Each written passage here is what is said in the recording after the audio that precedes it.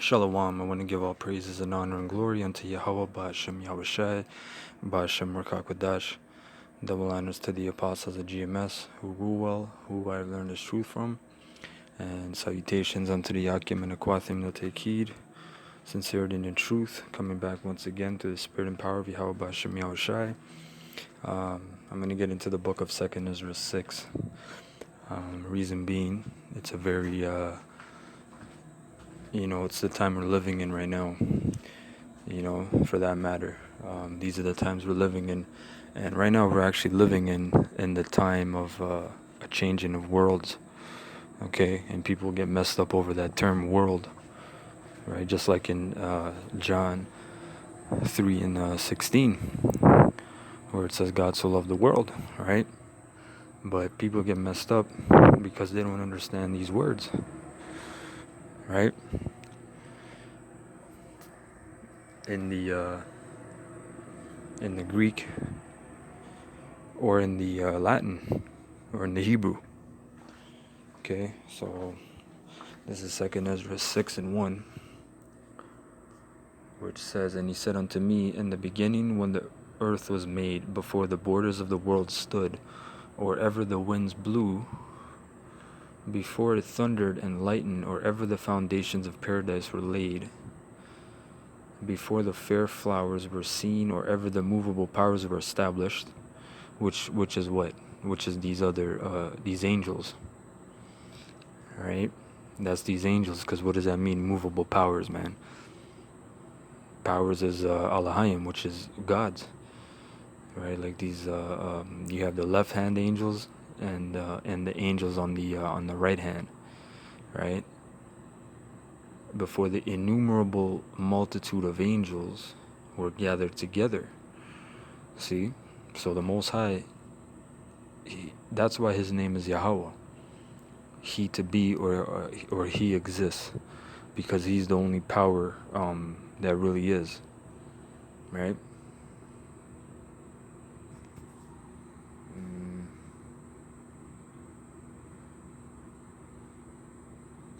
Verse 4, "Or ever the heights of the air were lifted up before the measures of the firmament were named, or ever the chimneys in Zion were hot, and ere the present years were sought out, or ever the inventions of them that now sin were turned, before they were sealed that have gathered faith for a treasure." And that's beautiful. That's the elect, because at the end of the day, it's gonna be your faith that gets you out of this, which we know the company of faith, or the brother of faith, is works. That's the company of faith. They come together. They're a couple, faith and works, right? Because you can say, pertaining to the book of James, chapter 1,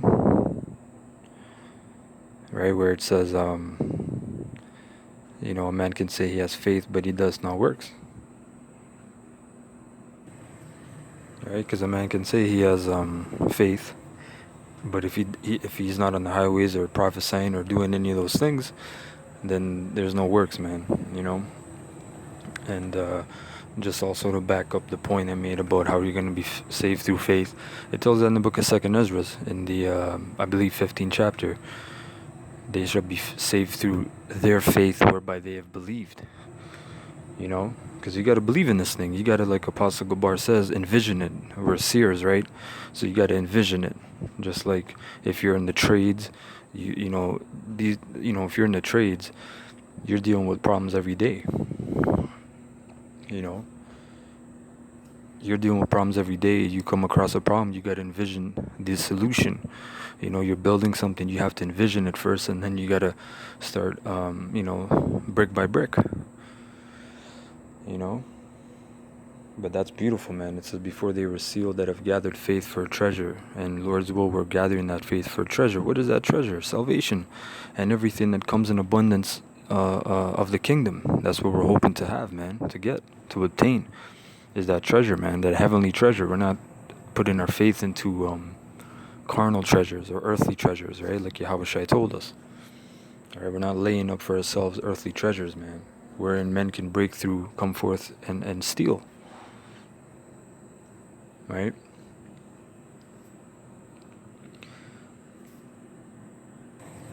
Right, we're trying to gain the heavenly treasures, man. So before the elect were even sealed, and that shows you the elect was sealed from the very beginning. You know, the elect was sealed from the beginning. Um, they were sealed from the beginning of when the heavens, really the whole universe was being made, which is very solemn. It's a very serious note to take in. You know, if you're a man of the Lord, that's a serious thing to take in. You know, about you know, if you're potentially of the elect, that means you were chosen from the very beginning, and you have to go through these different ages. You know. Verse 6, then did I consider these things. See, you got to consider certain things. You got to sit down, you got to ponder, you got to meditate, think about the scriptures, right? A lot of things will come to you if you do that. And they all were made through me alone and through none other. See, so there's no other power. By me also they shall be ended. So he's the director, man. He says cut, he says shoot, film, right? Like Shakespeare said, the whole earth is but a stage, man. And we are actors. And by none other, man. So no other power is going to do this but the Most High. Then answered I and said, what shall be the parting asunder of the times, or when shall be the end of the first, and the beginning of it that followeth? See, so Esdras is asking, well, okay, when is the parting asunder, man? When is the tide gonna turn? You know, when is the whole energy gonna shift, basically? Because Esau wasn't even ruled during the time of Esdras, man.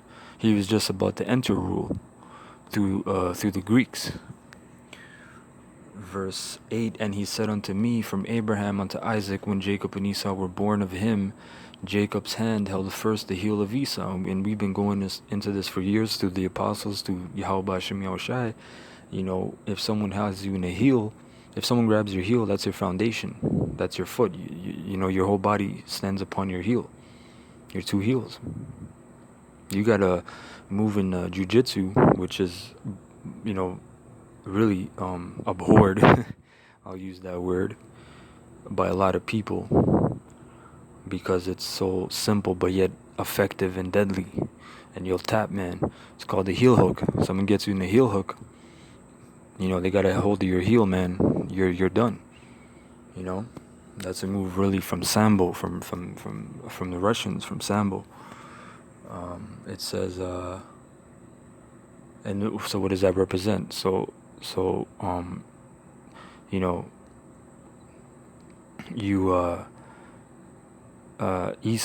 Jacob grabbed the heel of Esau, meaning the foundation. Right, the foundation, man.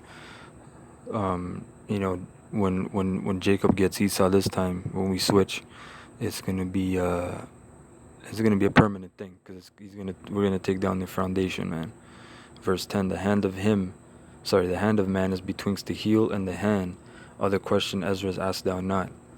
Right, and then there's other points of this chapter, but I wanted to end it off there for now. You know, but this is the time we're living in, the changing of worlds, man. You know, you're seeing the slow transition right now. So with that, I want to say, Ka halalim la Yahweh B'Hashem Yahushai, and double honors unto the apostles of GMS who I learned the truth from, and salutations unto Yakim and Aquathim, the Take heed. Until next time, Lord's will, Shalom.